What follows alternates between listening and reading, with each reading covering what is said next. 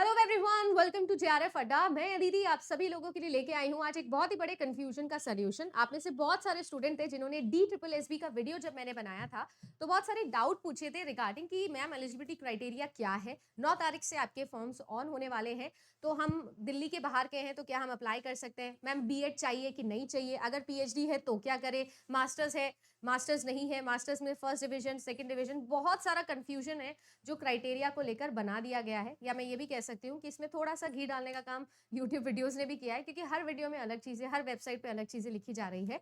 तो आज official notice के साथ में कोशिश करूंगी कि सारे आप लोगों के कंफ्यूजन को आज एकदम रिजॉल्व कर दिया जाए, सो दैट आप लोग आराम से निश्चिंत होकर फॉर्म फिल कर सकते हो या नहीं कर सकते हो, वो डिसीजन ले लो। ठीक है गाइस, तो चलिए शुरू करते हैं। अगर आप सभी लोग for the first time channel पर आए हो तो मेरा नाम अदिति है। Paper 1 and paper 2 computer science UGC net exam के लिए आपको पढ़ाती हूँ। अगर आप सभी लोग पीजीटी एग्जाम के लिए प्रिपेयर कर रहे हो तो आप पेपर 1 की आईसीटी मैथमेटिकल रीजनिंग की क्लासेस देख सकते हो, आपको बहुत हेल्प मिलेगी। साथ ही साथ आप सभी लोग जो है पेपर 2 के जितने भी हमारे कोर्सेज चल रहे हैं उन सभी कोर्सेज को भी जाके विजिट कर सकते हो। आप लोगों के स्पेसिफिक, अब कंप्यूटर की तो वैकेंसी यहाँ पर निकली नहीं है तो मैं अपना नहीं बोलूंगी, बट हाँ इकोनॉमिक्स की क्लासेस चलती है, हिंदी की क्लासेस चलती है, आप लोगों के लिए कॉमर्स की क्लासेस चलती है। इसके अलावा हमारा फुल फ्लेज्ड प्लेटफॉर्म है जिसका नाम है टीचर्स स्पॉटलाइट बाय जेआरएफ अड्डा। उस पर योगेश सर आपको डिटेल में DSSB की ही तैयारी करवा रहे हैं, तो आप उसे भी फॉलो कर सकते हो। मैं आप लोगों को बता देती हूँ सबसे पहले तो कि मैं किस वीडियो की बात कर रही हूँ। ये वो वीडियो था सरकारी टीचर ड्रीम ऑन वाला जो मैंने बनाया था एक दिन पहले, और इसमें जितने भी बच्चे थे सबका सिर्फ एक ही कमेंट मैंने देखा है। रेगुलर लेवल पे बच्चे मुझसे पूछ रहे हैं, इवन बहुत सारे डीएम्स मेरे पास में आए हैं कि मैम इसका क्राइटेरिया एक बार थोड़ा क्लियर कर दीजिए, क्या है, कैसे है, क्या होने वाला है। तो मैं सब ये क्लियर करने के लिए आपके लिए आज ये वीडियो बना रही हूँ। ठीक है, जेआरएफ अड्डा एप्लीकेशन है अपनी, फ्री ऑफ कॉस्ट काफी सारा कंटेंट है जो यहाँ पर आपको मिलता है।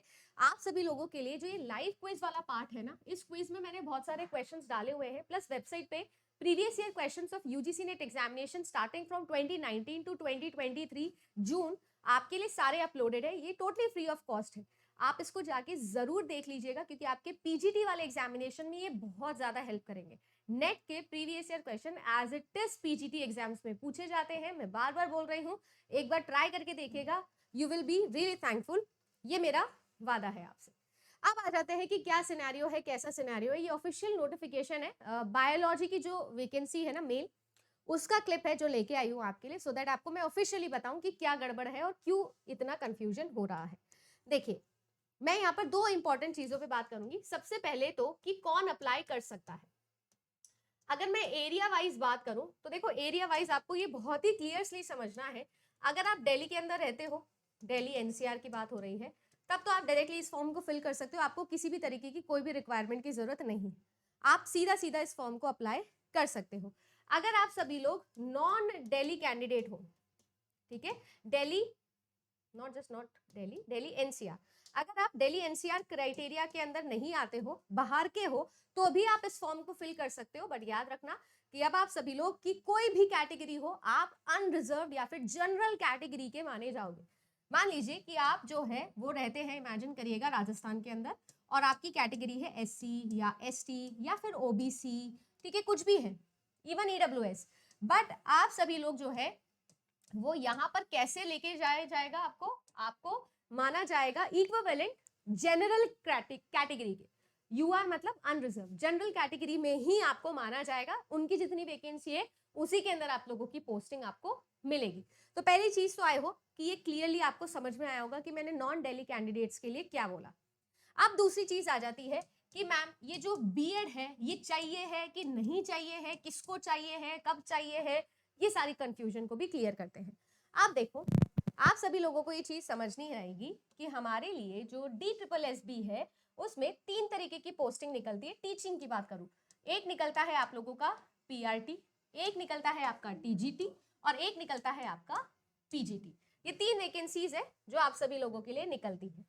ठीक है, पीआरटी का मतलब होता है प्राइमरी लेवल ऑफ टीचिंग। ये जो प्राइमरी टीचिंग होती है इसके लिए सबसे इंपॉर्टेंट चीज ग्रेजुएशन आपके पास है। आपको यहाँ पर जो है वो आप लोगों का एलिमेंट्री जो डिप्लोमा है वो आप लोगों को रिक्वायर्ड है, प्लस वेरी वेरी इंपॉर्टेंट आपके पास में सीटेट क्लियर होना अनिवार्य है, मैंडेटरी है कि आपके पास में सीटेट क्लियर हो। ठीक है ना, आपके पास में BLED हो और आपके पास में ग्रेजुएशन हो, ये आपकी है PRT की। यहाँ पर जैसा हमने बात करी, इसका अलग से एग्जाम निकलता है, अभी भी हुआ था थोड़े दिनों पहले राजस्थान में। सीटेट जो है वो मैंने आपको बता ही दिया, जो आपका सीटेट एग्जामिनेशन होता है और ग्रेजुएशन होता है, ये है आपकी प्राइमरी टीचिंग वाले की। देन आता है आप लोगों का TGT, जिसके अंदर हम लोग मानते हैं 10 से छोटे वाले बच्चों को, जो आप पढ़ा रहे हो 10th या 10 से छोटे वाले, जो ये TGT वाली वैकेंसी है, इसमें आपको ग्रेजुएशन चाहिए। सबसे बड़ा कंफ्यूजन और सबसे बड़ी अगर मैं रेंज बोलूं वैकेंसी की, वो भी किसमें आती है? PGT में आती है। हालांकि अभी थोड़ी कम वैकेंसी है, बट आने वाले समय में NVS, KVS, EMRS का भी री एग्जाम हो रहा है, तो काफी सारी चीजें हैं जो आपके लिए PGT में आती है। तो PGT की दुनिया में कहीं भी कोई भी वैकेंसी निकलती हो, वहां पर कुछ नॉर्म्स तो सभी में नॉर्मल है, सिमिलर है, कोहेरेंट है, और कुछ कुछ चीजें हैं जो दिल्ली ने अलग अलग निकाली है, दिल्ली सबऑर्डिनेट बोर्ड ने। क्या है वो बता देती हूँ। सबसे पहली बात, आप सभी लोगों को ग्रेजुएशन नहीं चलेगा, पोस्ट ग्रेजुएशन यहाँ पर रिक्वायर्ड है। पहली बात, पोस्ट ग्रेजुएशन आपको चाहिए रहेगा। 11th और 12th स्टैंडर्ड को आप लोग पढ़ाने वाले हो, तो पोस्ट ग्रेजुएशन आपको चाहिए प्लस। ठीक है, मैं ये प्लस बोल रही हूँ और नहीं लगाया है, प्लस आपके पास में यहाँ पर आपको BEd की डिग्री चाहिए, BEd का डिप्लोमा और डिग्री चाहिए रहेगा। रिकॉग्नाइज्ड यूनिवर्सिटी जो UGC के अंडर आते हैं, उनसे पोस्ट ग्रेजुएशन प्लस आपको चाहिए BEd।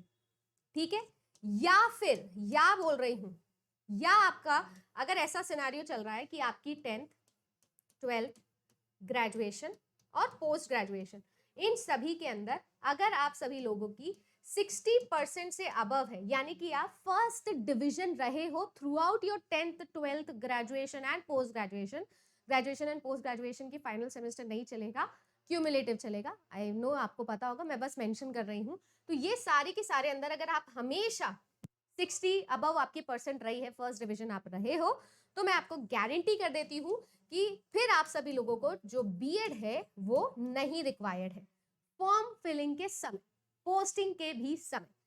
बट मेंशन यहाँ पर एक स्पेशल पॉइंट किया जा रहा है कि आपकी जिस दिन ज्वाइनिंग हो गई, उससे अगले 3 साल के अंदर अंदर आपको BEd करना पड़ेगा।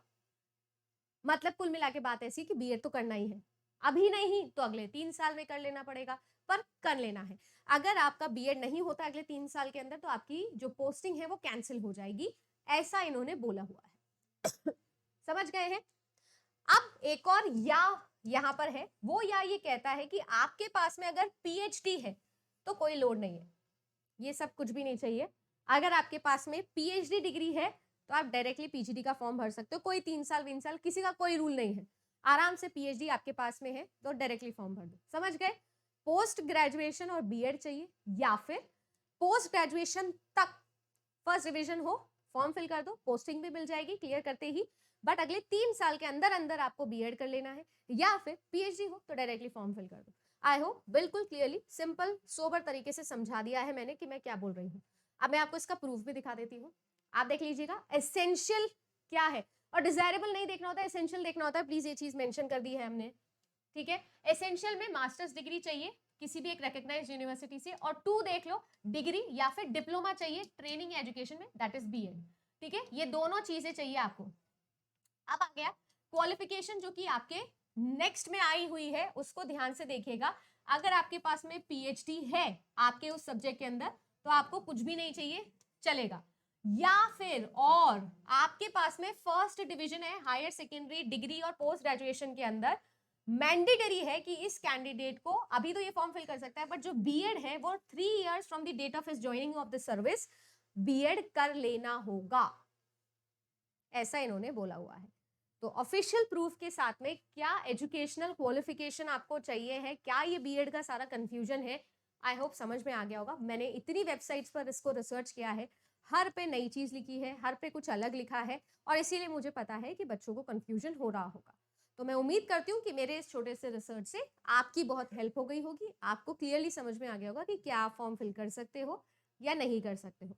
अभी भी कोई दिक्कत है, कोई प्रॉब्लम है, कोई ऐसा डाउट है जो शायद मैं नहीं क्लियर कर पाई हूँ, कमेंट सेक्शन हमेशा ओपन है, क्लियर कर देना और बता देना कि क्या आप पूछना चाहते हो। ठीक है गाइस, फिलहाल के लिए बस इतना ही। आप सभी लोगों को बता दें कि आप लोगों के लिए सुबह 8 AM मैं जो है वो पेपर 1 की classes already free of cost लेके चल रही हूँ यूट्यूब पे, तो आप मुझे फॉलो कर सकते हो और बिल्कुल डिटेल में बेसिक से पेपर 1 हम पढ़ते चलेंगे और ये सारा आपके पीजीटी एग्जाम को मैं कंसिडर करते हुए ही पढ़ाऊंगी, ठीक है। बाकी टीचर्स स्पॉटलाइट अगर फॉलो नहीं किया है तो करके देखिएगा। बहुत सारे बच्चे हैं जिनको ईएमआरएस की फ्री ऑफ कॉस्ट हमने तैयारी करी, उनका बहुत भला भी हुआ है, अच्छा एग्जाम हुआ है। लेट्स सी रिजल्ट कभी आता है, क्या होता है, रिजल्ट भी बताएंगे आपसे। बट टीचर्स स्पॉटलाइट पे DSSB इनफैक्ट सारे एनवीएस केवीएस सबकी तैयारी करवाई जाएगी, तो जरूर उसको देख लीजिएगा। फिलहाल के लिए बस इतना ही। वीडियो अच्छा लगा कि हाँ कुछ जेन्युइन है जो जेआरएफ अड्डा पे आपको बताया जाता है, तो वीडियो को लाइक करना है, चैनल को सब्सक्राइब करना है, वीडियो को शेयर करना है जिन भी बच्चों को परेशानी हो रही है उनसे। Thank you so much, bye bye and take care.